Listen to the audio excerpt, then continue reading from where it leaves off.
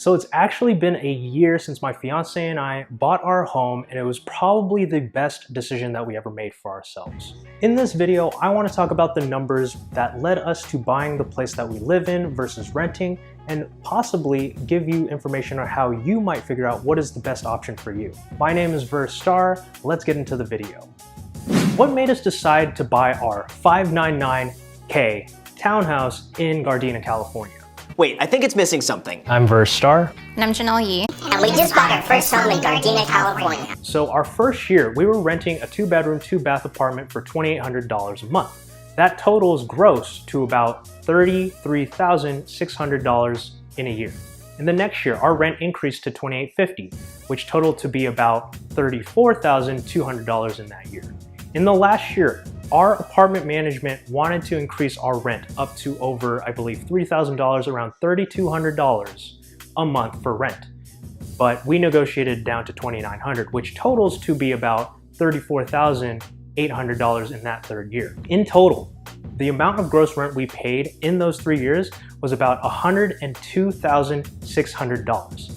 And that is what made me crack and made me just not want to rent anymore. So we decided to buy. If we decided to keep renting, that would have been another increase in rent, which could have been $3,200 a month just for a 2-bedroom, 2-bath. Now, I know some of you might be thinking, oh geez, why don't you just move out of LA because it's just not worth it to live there, it's way too expensive. But I'll be honest with you, I understand what you're saying, but at the same time, my fiance and I are still fairly young. We're growing in our careers. She was able to work in the entertainment industry, which not a lot of people get to do, and that was one of her dreams, and I got the commuter experience. Smash the like button if you know what the commuter experience is. So let's talk about buying our $599,000 townhouse and the monthly cost it takes to pay for it. The difference we had to consider when buying a home is putting down a down payment, which is tying up money, versus when you're renting, you don't have to do that. When we bought our home, we decided to put only 10% down. Typically, home buyers put down 20 to 25%. We put 10% and then had to get a bigger loan. All in all, with closing costs, that ended up being only about $65,000. So our mortgage payment is actually $3,450 a month, which you're looking at that, and that's definitely greater than $2,900 a month. But you have to consider this, that monthly payment will be the same for 30 years. So that mortgage payment actually is composed of not just paying off the loan. It includes the principal of the loan, the interest of the loan. It also includes insurance on the house, as well as PMI. I know, PMI, but that is just the consequence that we took on by putting down less than 20% on our home. This also doesn't consider the utilities we have to pay for water, electricity, and recycling and garbage. It also doesn't consider the HOA fee that we have to consider since we have a shared space.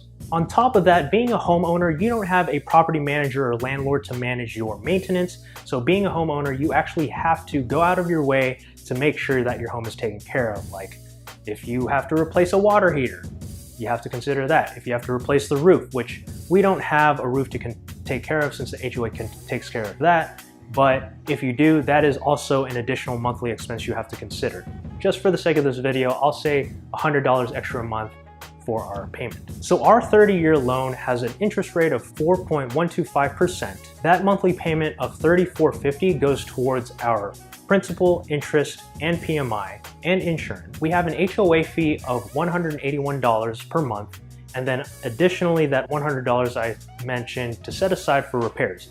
That totals up to be $3,731 or $3,731 per month. So again, I know what you're thinking, that is way more than what we were paying rent for our 2-bedroom, 2-bath apartment, but consider this, like we have a brand new home, it's a 3-bedroom, 2-bath, and that apartment is an apartment. There's totally differences there. So it might appear out of pocket, you're paying way more to own a home versus renting, but there's a couple factors that need to be considered. So when you're paying down a mortgage, you're actually gaining equity into your home. So in our first year, we're actually paying down our mortgage loan about $10,886 or about $907 per month. Another factor is mortgage interest. So mortgage interest, your monthly payment, majority of that at the beginning goes solely or almost all to interest. In our first year, we're paying about $22,000 in mortgage interest. Now let's just say you're in a 25% tax bracket, you can save about $8,683 a year in taxes or $723 per month. Let's take these numbers and go back to that $3,731 per month that we're paying to own our home. If you take in consideration the mortgage paydown as well as the interest write-off, if you subtract $907 and $723 from that $3,731, it actually comes out to be $2,101 per month in the first year to own a home, which is definitely a lot smaller than $2,900 a month.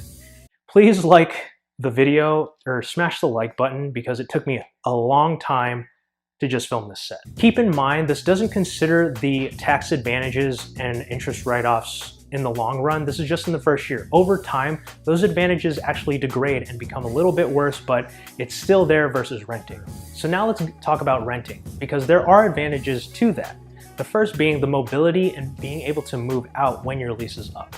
Versus owning a home, you would have to go through an agent to sell your home, list it, everything that's involved with that. But when you're renting, you have the ability to say, I don't want to renew my lease, and you can just move. You don't have to even worry about losing any money. Like when you have to sell a home, you actually have to pay 6% in fees to closing costs and also to cover the fees in selling a home. There's also less responsibility when you're a tenant versus a homeowner. When you're a tenant, you can actually put in like a request to fix your washer or your water's leaking or anything like that. But when you're a homeowner, that's another thing that you have to worry about. So I forgot to mention this earlier when I mentioned the down payment on buying a home.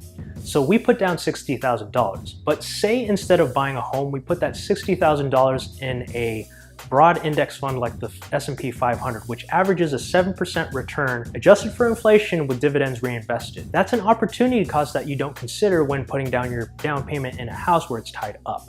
So instead of actually the $2,101 a month to buy a home, it actually increases up to $2,451 per month because of the opportunity cost where your money could be elsewhere growing at a different rate. I do have to say this though, that $2,451 per month net to own a home is still cheaper than $3,000 a month, especially for a smaller unit. So when does it make sense to rent versus buy?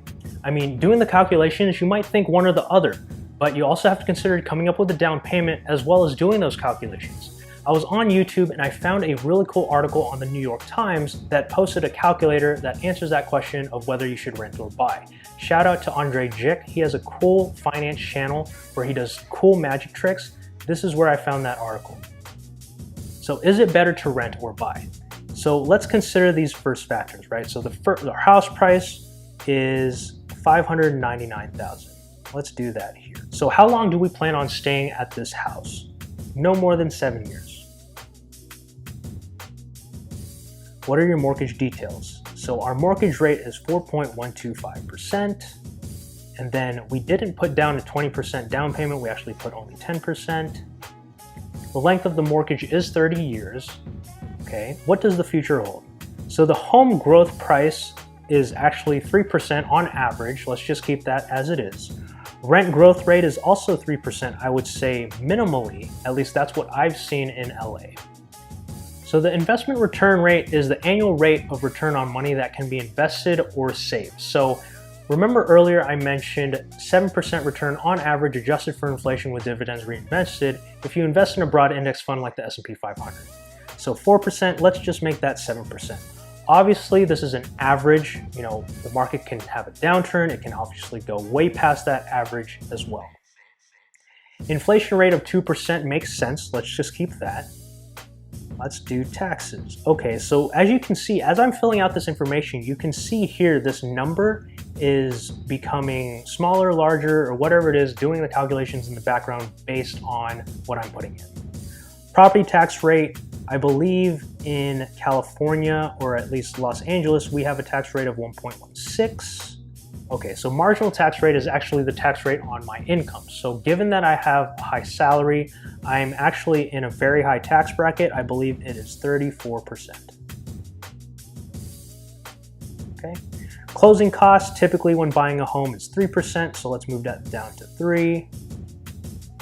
The cost of selling a home, like I mentioned earlier, is 6%, so that's not something that you have to deal with when you're renting either. Maintenance fees, owning a home, let's just keep all these average, right? Monthly utilities, Yeah, I'll just keep these as defaults. Let's zoom in on right here, this number right here after all calculations. If you can rent a similar home for less than $2,025 per month, then renting is better. If you made it this far and you're super confused about all these numbers, please feel free to comment down below and I'll try to respond to it and clarify any of the numbers or any questions that you might have. I also posted 2 links down below, one to that New York Times article that helps you decide whether you should buy or rent a home, also a Medium article from a former co-intern and close friend of mine who wrote about all those calculations in terms of buying a house as well. Since being here for a year, it's really nice putting a personal touch on things, decorating, rearranging anything at your discretion. Also, my fiance has been working at home for a year and she's really enjoyed a nice place to work. I personally have been working from home since the stay-in orders happened, so it's really just nice knowing that you're at where you're at and then you're paying a lot of money to be there anyway. Definitely consider the numbers that I talked about in this video when you decide if you want to buy a home or not, because at the same time, what I've talked about on the channel are these principles of paying down your high interest debt, as well as saving an emergency fund in case anything happens. You also have to remember the reason why we bought a home, and that has to be this. I make my own cold brew, and this is why we were able to get a house, because I save money on coffee. I'm totally kidding about that, but at the end of the day, minimizing spending and saving money will give you a lot more options in the future. We don't plan on living here more than 5 to 7 years from now, but obviously things can change. Just running the numbers at the time, it made sense to buy just because we live in Los Angeles where housing is very expensive. With that said, everyone, thanks so much for watching the video. I really appreciate it. If you don't mind, and if you haven't already done so, please go, I believe it's right here. Can you smash that little like button right there? Also, if you're not already subscribed, please do that too. I appreciate you watching my videos, but please subscribe. And also, if you're interested, hit the little notification bell so you know the next time that I post a video on my channel. I'm posting here every week. You can also find me on Instagram. I post there every other, day, whatever, and you can find links to my latest videos there. Also, I can't give away free houses, but I can give away free stocks. I have 2 links down in the description below. One of them is to Webull, the investment platform where if you open an account and deposit $100, you could get 2 free stocks. One of those stocks will be valued up to $1,400. There's another link to Robinhood, and if you just open an account there through that link, you'll get a 3rd free stock for a total of 3 stocks. Thanks again, stay safe, be healthy, and with the new information that you gained from this video, let's get to work. Hey, Baby Yoda, you were here this whole time? Well, I hope you love your new house.